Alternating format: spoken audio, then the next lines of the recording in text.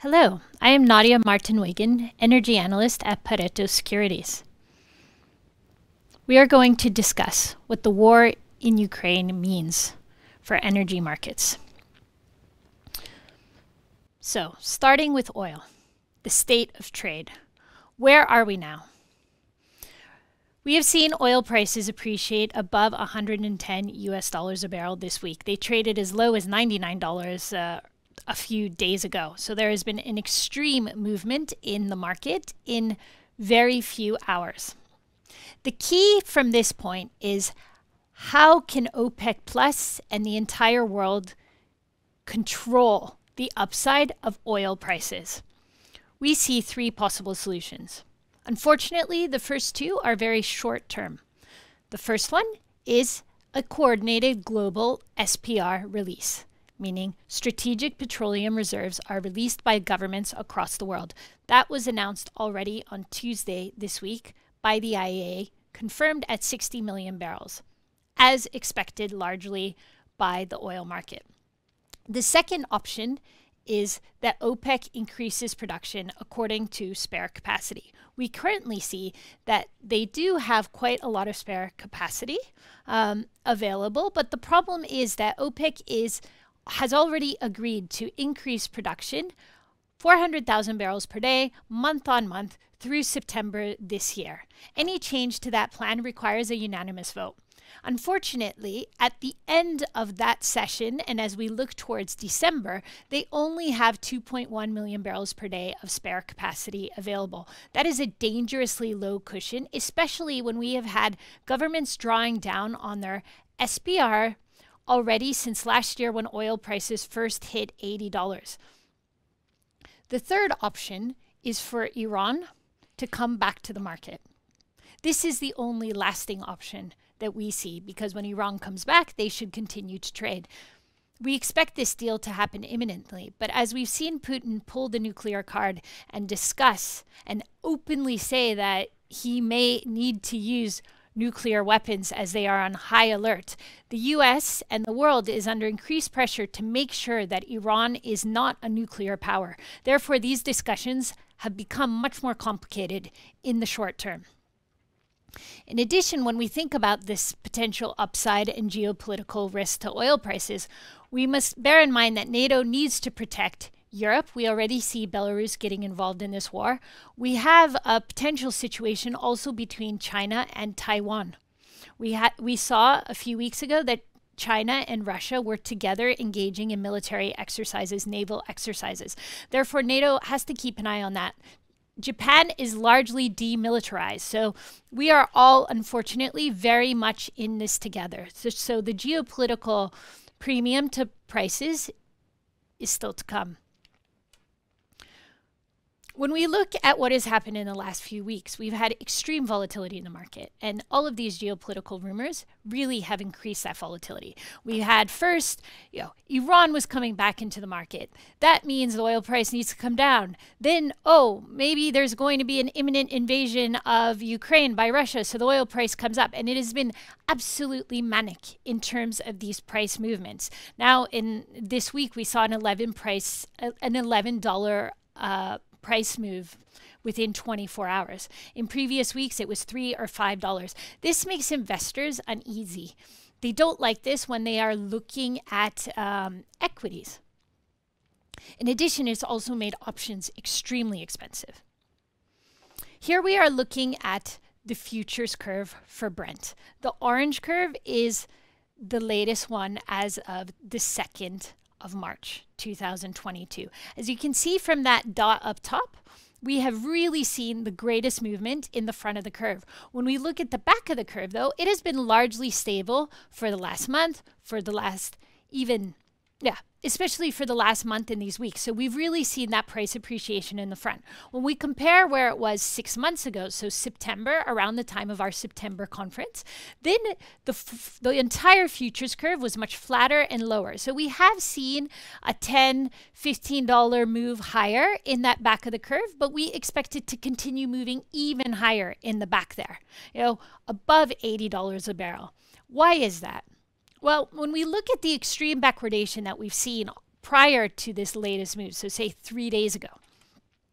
That backwardation, meaning the front month future minus the third month future, the 6-month future, the 12-month future, was so extreme that it would suggest, based on historical context, that we should already be trading at $130 a barrel. Now, that doesn't mean we're automatically going there for that reason. But what it shows is that it's extremely expensive at the front, and there is a lot of upside for producers. So they would just rather sell as nearby as possible, where they can get $130 a barrel instead of $70 a barrel or $75 a barrel for their crude, right? They're also, as we have seen from earnings calls, they are flush with cash. So they do not need to hedge production the way they have had to in the past. And in going back to my previous point about volatility, because the volatility has been so extreme in this market, options are incredibly expensive. We saw almost 2 weeks ago already $300 calls being bought in the market. That was before Russia officially invaded Ukraine. So let's just keep that in mind. As a result, when E&P companies do not hedge their production, that back end of the curve should actually trade higher and price higher. But it doesn't mean that we expect E&P companies to change their internal price forecast for the long term. We expect them to stay where they have been. And the reason for that is they have been really punished by the ESG wave that we have seen that has come in since COVID. So they have been very careful in terms of what they sanction in projects. So they want to show that they are keeping their costs down. They are focusing on dividends and bringing back clients that are and shareholders that are going to sit there with them. They know that the E&P companies know that this isn't going to happen overnight, and so they are really focusing on this long term. So this is why, as a result, we expect oil prices to be stronger in the medium term, despite the fact that we have much higher oil prices than the market has expected. So looking at positioning in the market, the length isn't in this market yet. So this is looking at Brent positioning as of a week ago. That's the latest data we have. And as we can see, if you look at that green line, so it's the second line on the right-hand side from the top, we are much lower than we were even in 2018, historically speaking. And now we are, unfortunately, in a serious war situation with serious sanctions with the world's, one of the largest 3 oil producers in the world. Russia should technically be the 3rd largest oil producer. But right now, because Saudi Arabia has been holding back production, they have actually been the 2nd largest. So what does this mean? This means that length is still to come into this market. Why hasn't the length already been here? It's because part of it is ESG, but part of it is because it has been focused very much on the downside, on demand destruction, on Iran coming back, on central bank tightening, because the memory of 2018, when we had that oil price collapse in the 4th quarter, is very much in investors' minds. But we are in an extremely serious situation here. This is showing where Russian crude is exported in the first place, right? And Urals and CPC grades are the most visible and the most exposed to Europe. We've seen that Urals had been offered this week at a discount of $18 a barrel to Brent, which is a historic discount, and there was 0 buyers. So everyone is shunning crude. They were already shunning it a bit in Europe, but now even China wasn't willing to buy at that kind of discount yesterday. It also means that non-Russian crudes are trading at a huge premium. It makes North Sea barrels attractive, West African, Brazilian, US. This is where we see additional price strength. Now, looking to OPEC and Saudi Arabia, right? So OPEC is there to make sure that we do not have demand destruction. That's how they have always focused on increasing production. Even though oil prices are high now, we don't see demand destruction at this level. We may start to see demand destruction at $125 a barrel, maybe $135 a barrel Brent, but we don't see it now. And why is that? We have a system globally that is so flush with cash because of all the support that we have had from central banks on an unprecedented level. So we're in a very different situation even than we were in 2008 and 9 when we had the ECB starting to tighten.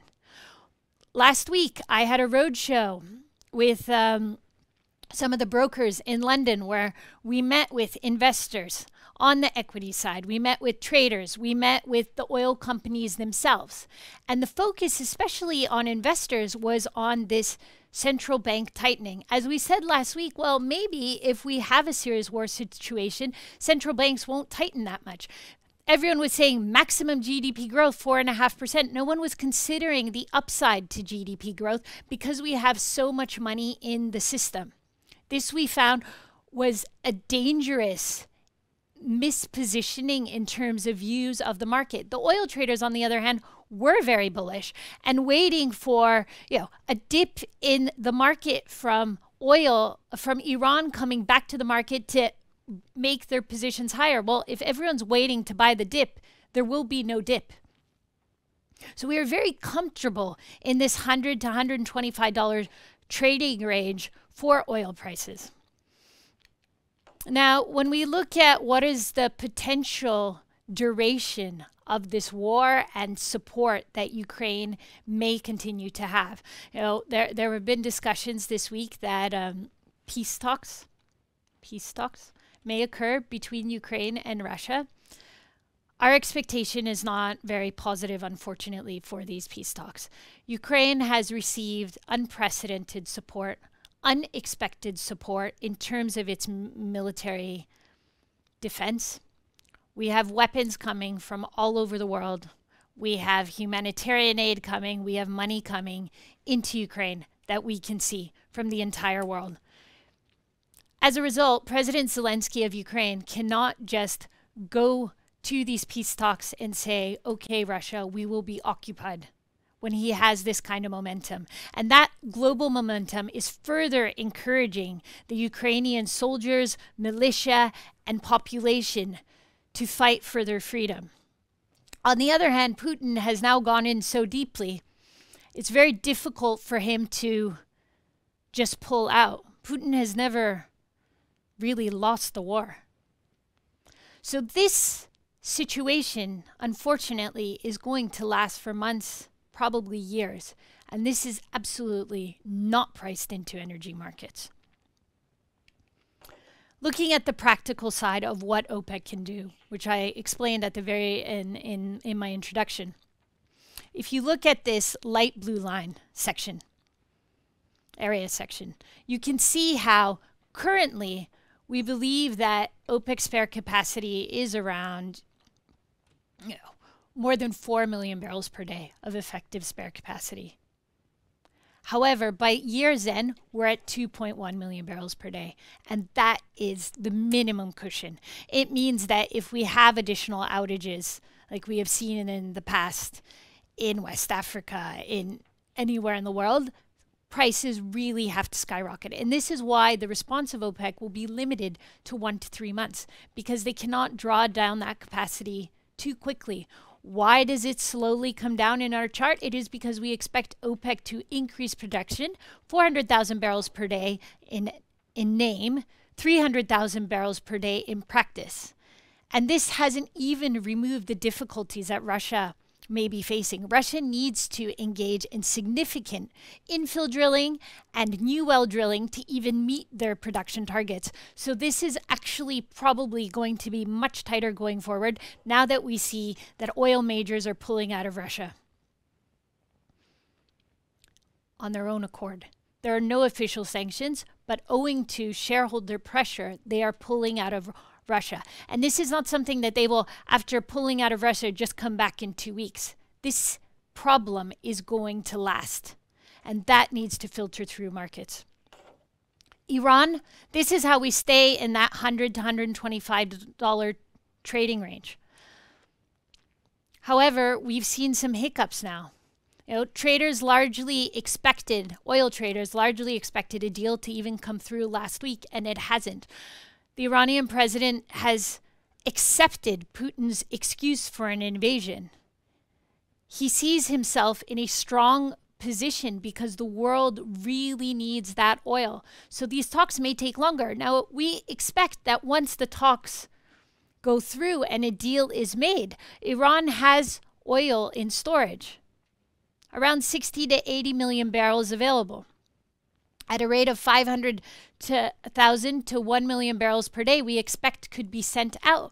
But given the nuclear situation, the acute nuclear situation now with Putin, that oil will not be purchased by Western powers until we see actual moves by Iran to step back from their nuclear ambitions. So that will probably involve some delays. China may actually start buying oil immediately, but what is very interesting is even the Chinese yesterday were not buying Urals in the market at that $18 discount to Brent. So maybe even they are reconsidering their options, or they're just waiting for things to fall further.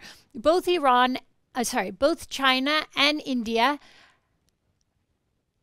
abstained from the UN Security Council vote to condemn Russia. So they are the two countries to watch as will they buy oil from Russia? Will they buy oil from Iran? Because they are clearly keeping their options open.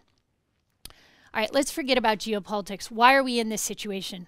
Well, as we have been discussing since September at our conference, OECD stocks are alarmingly low. What we're showing here is in the first bar is the 2015 to 2019 average. Then we saw a tremendous buildup in stocks for the first 2 quarters. We were looking at every tanker available. Where can we put this oil? Then already in the 3rd quarter of 2020, we started drawing down stocks. By the time of our conference in September, we were at a normal level. We have continued to draw down stocks since December, already in January and February. In March, we are likely to see a draw again. What does this mean? First of all, it shows that demand expectations in terms of the COVID recovery have been way beneath the actual facts. The stocks do not lie. So everyone has been too bearish. In our view, we have already hit 2019 levels of demand, and that is going to continue increasing. When we look at this in a historical context, look at this slide here. The navy blue line shows OECD company stocks for crude and products at the start of the year. We have only reached such low levels as we were at this year on two other occasions, in 2008 and 2014. Both of those years I would characterize as boom and bust cycles. However, this time should be different. Why is that? It's because we still have some spare capacity. If you look on those bars beneath, in 2008, there was no spare capacity at all in the world. In 2004, we were just over 2 million barrels per day, which is, again, what I was saying, that this is where we hit that very tight level. And for the average for this year, we're above 4 million barrels per day, but now, we're getting lower. Every month, we're getting lower. The other big difference is that we still have Iran that can be brought into the picture. So this is what should control prices from going to the historic highs.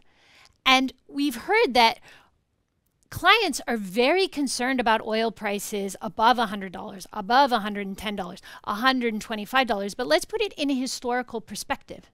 Inflation-adjusted prices from the peak in 2008 would be above $180 a barrel today.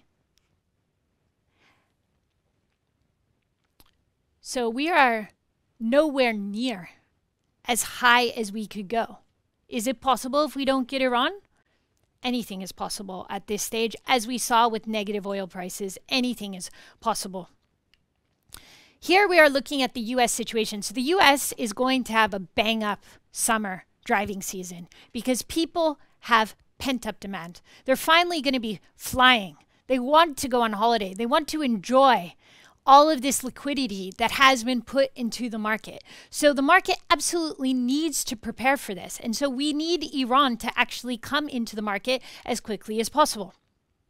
Stock builds are insufficient when we see how we can going forward. This is the EIA's projected stock builds. We will start next year not at the 5-year average of 2015-2019 level for OECD stocks. And then we have to do this all over again.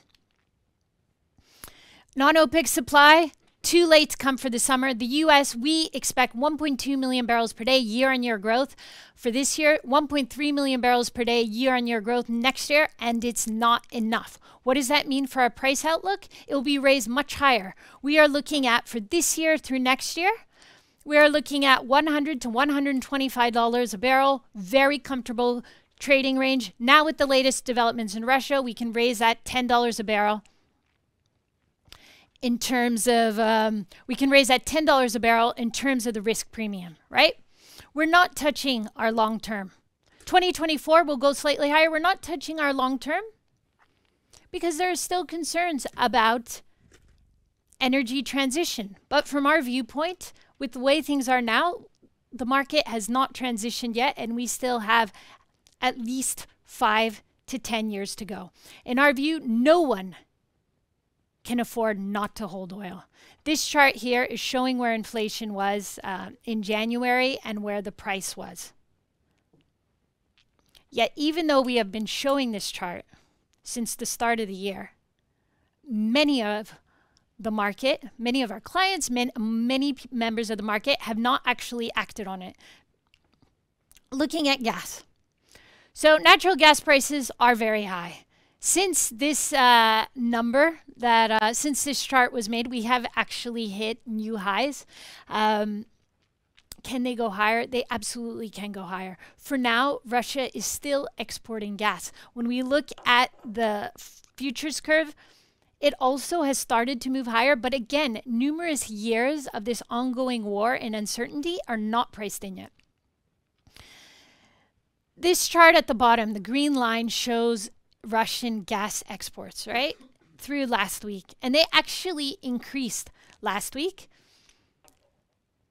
This is Russia's last trump card. If they cut off gas to Europe, Europe depends on 30 to 40% of their gas from Russia, then Europe has nothing to lose.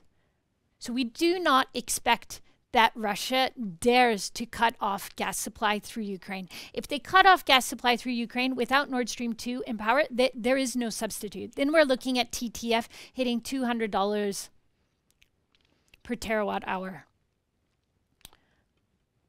European gas inventories continue to be below the 5-year range. So what is the substitute? LNG. We have seen LNG imports really jump this year. Where is the maximum? Maybe it's 400 MCM per day, but it hasn't been tested. But in theory, that's the high.